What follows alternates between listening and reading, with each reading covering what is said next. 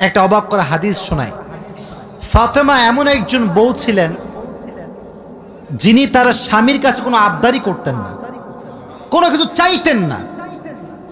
তো একদিন স্বামী আসছে, আলী এসে বলছে, এই ফাতেমা, তুমি আমার কাছে কোনো কিছু চাও না কেন?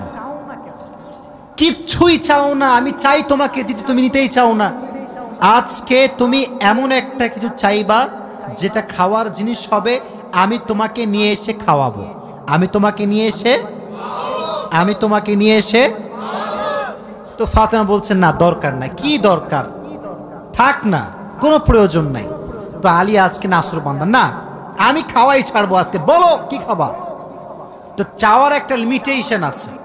উনি বললেন, আমার কিচ্ছু লাগবে না, জাস্ট বাজার থেকে একটা আনার নিয়ে আসবেন। কি নিয়ে আসবেন? তো আলী রাদিয়াল্লাহু তাআলা আনহু বলছে, ঠিক আছে যাও, আমি যাচ্ছি, তোমার জন্য নিয়ে আসবো একটা আনার। বের হয়েছেন নেওয়ার জন্য। এই মনোযোগ দিয়ে শুনবেন হাদিসটা, খুব মনোযোগ দিয়ে।